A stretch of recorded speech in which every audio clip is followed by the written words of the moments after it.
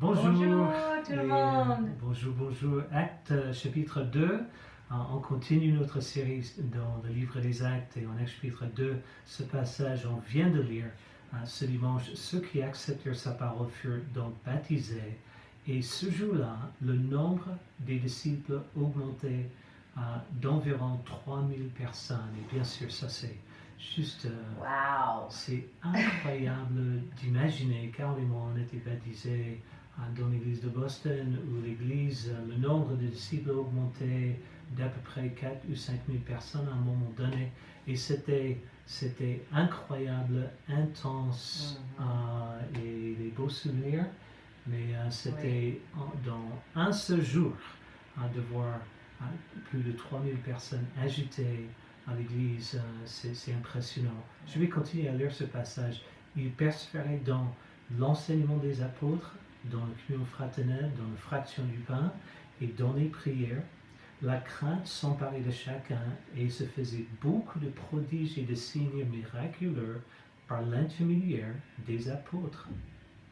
Tous ceux qui croyaient étaient ensemble et ils avaient tout en commun. Ils vendaient leurs propriétés et leurs biens et ils ont partagé les produits entre tous en fonction des besoins. Chaque jour, avec persévérance, ils se retrouvaient d'un commun accord au temple. Ils rompaient le pain dans les maisons. Ils prenaient leur nourriture avec joie et simplicité de cœur. Ils louaient Dieu. Ils avaient la faveur de tout le peuple. Et le Seigneur ajoutait chaque jour à l'Église ceux qui étaient sauvés. Et vous voyez ici tout simplement que c'est ce moment, le moment de baptême, on est immergé dans l'eau par la foi après s'être repenti, avec la conviction que c'est en ce moment-là, on est pardonné de tous nos péchés grâce au Seigneur, on est pardonné de tous nos péchés, on reçoit le don du Saint-Esprit, et puis par la suite, on est lié, on est ajouté à son royaume spirituel. On est liés les uns les autres dans son royaume spirituel, son Église, son corps. Et quel miracle et quel plan. Qu'est-ce que tu en penses? Oui, on est né de nouveau, de l'esprit, et on est rené.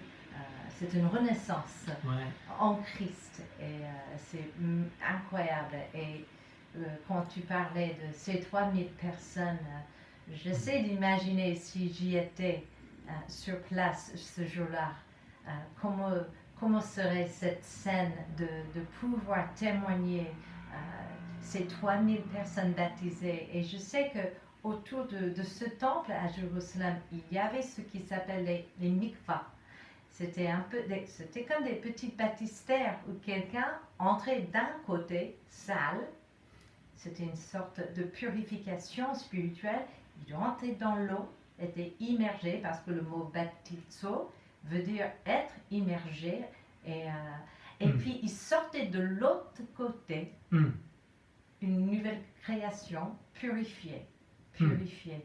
Et j'imagine après la prédication de Pierre, avec tous ces cœurs qui étaient vivement touchés, quand ils se sont rendus compte qu'eux, ils avaient crucifié le Messie, le Seigneur, Dieu dans la chair. J'essaie d'imaginer toutes les larmes et les confessions de péché à droite, à gauche, les gens qui peut-être qui se prosternaient par terre, qui priaient, qui criaient, qui étaient juste pleins d'émotions. J'imagine aussi qui peut-être déchiraient les vêtements. C'était une habitude, une coutume à l'époque, juste quand on se rendait compte de notre tort, notre péché. Et puis après être sortis de l'eau, les larmes de joie, les embrassades, juste cette célébration. 3000 personnes et la foule qui regardait. J'essaie de m'y mettre, être sur place, et ça devait être quelque chose inoubliable, une expérience personnelle inoubliable, mais je sais que pour chacun de nous, notre baptême était inoubliable parce qu'on est rené, on est né de nouveau en Christ et pardonné de nos péchés, et c'était le plus beau jour de ma vie. Et pour Carole, c'était le 20 novembre. Je connais très bien cette date. J'ai assisté à son baptême. C'était la première réunion que j'ai assisté de l'église. Et moi-même, j'étais baptisé le 16 décembre 84. Ça fait un moment quand même. Et j'avais regardé ce passage les jours avant mon baptême et juste d'accepter la réalité que le Seigneur était au point de m'ajouter à son Église, son corps, l'Église de Jésus-Christ. Et c'était puissant comme idée, comme réalité. Et ça, c'est de nos jours aussi, chaque personne, Thomas Gros-Dubois qui a été baptisé ce dimanche. Thomas et le Seigneur t'a ajouté à son Église. En ce moment, son Église internationale, mondiale, spirituelle. Qu'est-ce que tu allais dire? J'allais dire que, en fait, ce qui est fantastique, c'est de voir, de pouvoir même confirmer nos convictions de base, qu'on voit qu'à travers le livre des Actes, toutes les conversions, on voit le baptême. Quasiment tout, il y a cet plan de salut, la foi, les gens qui étaient vivement touchés, une repentance et puis le baptême. Et même, j'ai lu récemment qu'il y a un des premiers chrétiens tertulliens qui disait que les disciples se voyaient comme les petits poissons parce qu'ils nageaient dans l'eau, parce qu'ils étaient nés de nouveau. Et pour eux, et jusqu'il y a juste quelques siècles, le baptême était central par immersion. Ça, c'est le plan de salut qu'on voit dans la Bible. Pas une aspersion, pas un bébé, mais un adulte qui prend une décision par la foi. Oui, c'est ça, merci, absolument. Le passage continue, il persévérait dans l'enseignement des apôtres, dans la communion fraternelle. Et puis, ça continue en parlant de la fraction du pain, de prendre un repas ensemble et dans les prières. Mais je voulais mettre l'accent sur cette idée de persévérance. Persévérance, pour moi, ça implique la réalité que c'est pas toujours facile, qu'il faut endurer quelque part, il faut faire des efforts supplémentaires. Et je pense pour persévérer dans l'enseignement des apôtres, c'est pas juste de s'asseoir dans les cours du temple et d'écouter le message. Je pense que ça c'est intriguant, intéressant, amusant peut-être. Mais c'est en plus, c'est de sonder son propre cœur, de commencer à trouver l'application, de changer ses attitudes, ses habitudes, ses actions, et de commencer à changer son caractère et son cœur, définitivement. Et je pense que ça, c'était le travail qui commençait là dans les cours du temple, mais il persévérait dans l'enseignement des apôtres. Et aussi, les Juifs, ils avaient l'habitude de mettre à la mémoire les Écritures. Et donc, j'imagine, là, ils étaient aussi en train de mémoriser les Écritures, d'en discuter, exactement, les histoires de Jésus pour pouvoir utiliser ces exemples dans leur propre partage de leur foi et d'en discuter ensemble. C'était normal pour les Juifs de discuter des textes et ils n'avaient pas tous une Bible à la maison, donc c'était ensemble qu'ils étudiaient la Bible. Je sais, pour moi personnellement, j'adore étudier la parole avec d'autres disciples et ce soir je pense que c'est ce que vous allez aussi faire chaque mercredi, c'est de discuter de la Bible ensemble, de creuser ensemble et d'apprendre les uns les autres. C'est tout à fait une occasion pour nous de persévérer ensemble et on a fait cette étude en Luc et je ne sais pas si toi-même tu as profité de cette étude, mais pourquoi pas commencer l'année ensemble et d'aller en profondeur toi-même, de devenir un expert dans le livre des Actes. On va quand même passer quelques mois, 3 ou 4 mois dans ce livre et de devenir un petit expert enseignant de ce livre ensemble. Il y a tellement de principes de foi de conviction personnelle, même juste de voir le style de vie des premiers chrétiens. Tout n'est pas applicable 100% à nos jours, mais il y a beaucoup de principes, de convictions de base et de foi et d'inspiration à tirer de ces premiers disciples. Et on peut aussi peut-être faire des études en plus, comme regarder les commentaires, les livres de commentaires sur le livre des Actes. Si vous n'avez jamais fait ça, parle avec quelqu'un dans votre groupe qui a sûrement des idées pour vous aider à approfondir davantage votre étude personnelle. Oui, et la deuxième dimension ici notée, là où on doit persévérer, c'est dans la communion fraternelle. Et je pense que la communion fraternelle, nos relations dans l'Église, c'est une grande bénédiction en général, n'est-ce pas? Tout au début de commencer à ressentir un amour désintéressé, de connaître personnes qu'on n'aurait jamais pu connaître dans notre monde, dans notre mentalité auparavant. Et c'est une grande bénédiction de continuer à grandir et de connaître davantage les personnes autour de nous. Mais c'était quelque part ici un mélange mystérieux de personnes au premier siècle, avec toutes les langues qui étaient différentes ici, les cultures différentes, pas d'histoire commune ensemble, pas d'histoire du tout. On était à peine connaissants juste à travers ce moment de baptême et tout ça. Et je pense pour beaucoup d'entre nous, on est au début de cette histoire, mais il faut quand même quelque part accepter l'idée qu'il faut persévérer dans ces relations. Il y aura peut-être les moments de confusion, d'isolement, même de conflit dans nos relations, et de continuer à persévérer dans ces relations. Il y a beaucoup d'autres passages dans d'autres endroits dans la Bible qui enseignent directement à nos relations. Mais ici, c'était une question de persévérance. Parce que parfois, et surtout pour ces premiers disciples baptisés à Jérusalem, c'était pas évident de commencer ces nouvelles relations ensemble.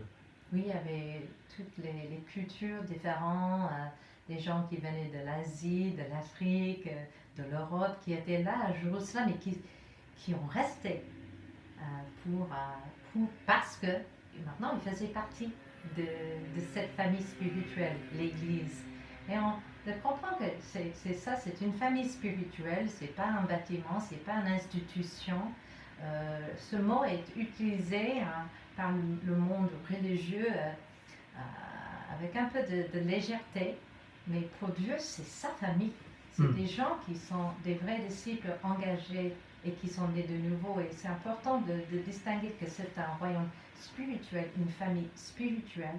Et sur terre, on a ce privilège d'en faire partie ensemble parce que l'Esprit de Dieu habite en chacun de nous qui sont ses disciples.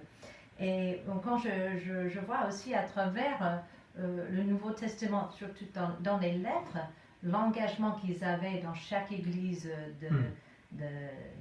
bien sûr, Jésus a dit aimez-vous les uns les autres comme je vous ai aimé, et que ça sera même un signe pour les autres en Jean 13 que vous êtes mes disciples si vous avez de l'amour les uns pour les autres. Mais ils étaient ensemble tous les jours.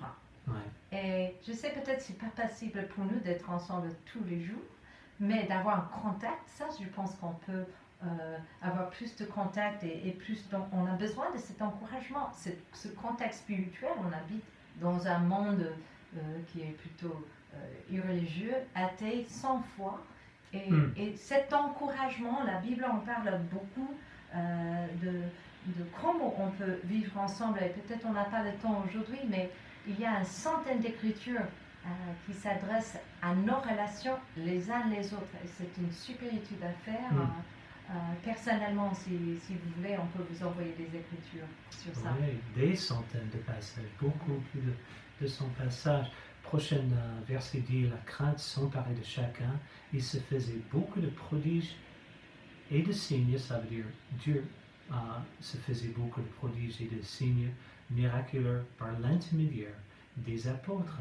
Et je voulais juste souligner ici que l'ambiance de cette première église, ils étaient dans l'étonnement, juste dans l'étonnement, de l'émerveillement de tout ce que Dieu était en train de faire dans leur vie personnelle et dans les vies les uns des autres. Et je pense que de nos jours, de continuer à voir un Dieu qui est à l'œuvre, qui est impliqué dans nos vies, qui agit puissamment au fond de nos cœurs pour nous changer, pour changer qui on est, notre manière d'être, notre manière de penser. Dieu est à l'œuvre dans nos vies, mais je voulais juste souligner ici une autre fois du fait que ces signes miraculeux étaient faits par Dieu lui-même, par l'intermédiaire des apôtres. Et les 12 apôtres étaient les seuls en ce moment dans l'église de Jérusalem, les seuls qui avaient le pouvoir d'exercer les dons miraculeux, des guérissons et d'autres prophéties, d'autres dons miraculeux.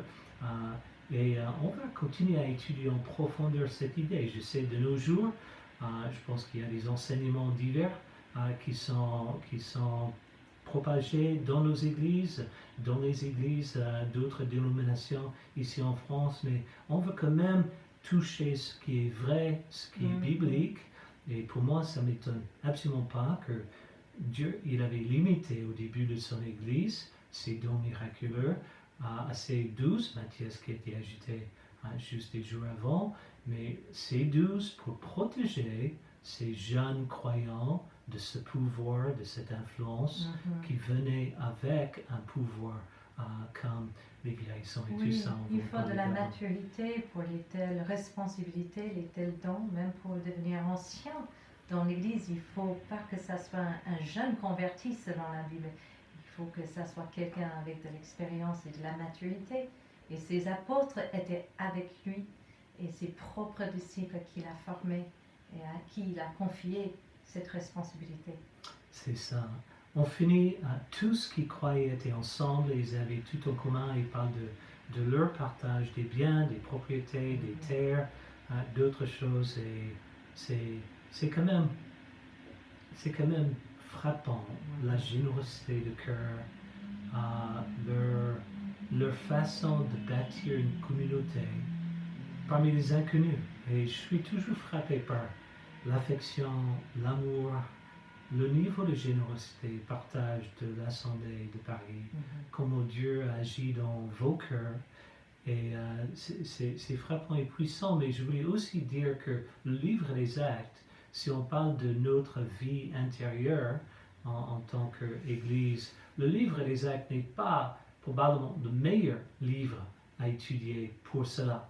En fait, il y a juste une petite partie de ce livre qui est dédiée à nos relations intérieures dans l'Église. Je pense qu'il y a beaucoup d'autres livres qui touchent ces relations davantage, mais c'est surtout la vie extérieure, l'impact des disciples dans le monde et le fait que ces disciples et la parole se propageaient de plus en plus de région en région, et ces disciples faisaient partie de quelque part d'une campagne d'évangélisation massive pour évangéliser le monde entier.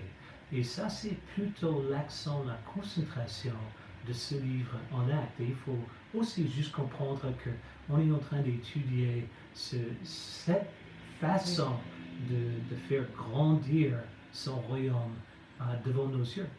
Dernier mot. Oui, peut-être un dernier mot. En Galates 6, verset 10, la Bible dit « Ainsi donc, pendant que nous en avons l'occasion, pratiquons le bien envers tous, et en particulier envers nos proches dans la foi. » Et je pense que cet exemple qu'on voit quand même en Acte 2, le commencement de l'Église, leur engagement de s'aimer, de s'entraider, de même partager tout ce qu'ils avaient en commun, ils veillaient les uns sur les autres, ils prenaient soin les uns les autres, même financièrement.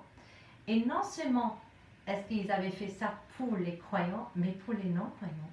Et c'était cet exemple d'amour, de générosité, d'hospitalité, d'amour inconditionnel pour le monde, que même ils étaient accusés de trop aimer les gens, et c'était par leur amour que les gens étaient convertis. Mais ça, c'est le plan de Dieu aussi, c'était que l'amour habite en nous, cette relation avec Dieu, les uns pour les autres, et que ça jaillit de nos cœurs comme une fontaine, et cet amour est une lumière pour le monde. Et je pense que c'est de là qu'ils ont pu évangéliser avec un bon cœur, plein d'amour pour Dieu et les autres. Merci, super application. Quelques applications en plus, juste pour cette série d'études, cette concentration sur une étude personnelle de la Bible et de ce livre en acte, de persévérer dans l'enseignement des apôtres, votre étude. On vous encourage de bien profiter de cette étude ensemble. La Bible est un trésor. Il y a les principes, le courage, la foi tirée de ce livre. Profitons-en. Deuxième application, c'est bien sûr leur vie à Jérusalem ce jour-là a été bouleversée.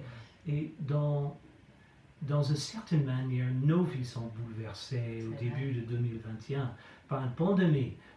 Et on va voir les disciples, leur manière de gérer une crise de leur jour, ce qui n'était pas une pandémie, mais c'était une persécution qui montait de plus en plus, et comment ils géraient ça dans leur vie personnelle, comment ils continuaient à être disciples et suivre la volonté de Dieu à travers ces circonstances défiantes. Les réalités de nos relations dans l'Église, que c'est toujours quelque part un défi qui quelque part nous fait grandir en tant que disciples de Jésus, qui nous fait devenir davantage comme Jésus, car on parlait de l'amour. Il n'y a rien de tel que de persévérer dans les relations les uns avec les autres pour apprendre à aimer véritablement sans condition, comme Jésus nous aime lui-même. Et finalement, le Seigneur, il ajoute à son Église. On va parler de l'Église dans le sens large et spirituel, et que Jésus continue à ajouter. Et le but de ce livre est de continuer à faire propager ce message jusqu'aux extrémités de la terre. Je voulais juste aussi vous remercier pour votre fidélité, même par Zoom, dans vos groupes. Je sais que votre présence fait une différence pour nous tous, chacun de nous, d'avoir des telles réunions et de se voir le visage de chacun. C'est encourageant, et c'est peut-être pas l'idéal, mais c'est important. N'abandonnons pas notre assemblée, comme c'est la coutume de quelques-uns, mais de vraiment se donner, même par Zoom. Et donc, merci d'être présent, merci pour votre amour et votre participation. Allez, bonne semaine. Bonne semaine, ciao.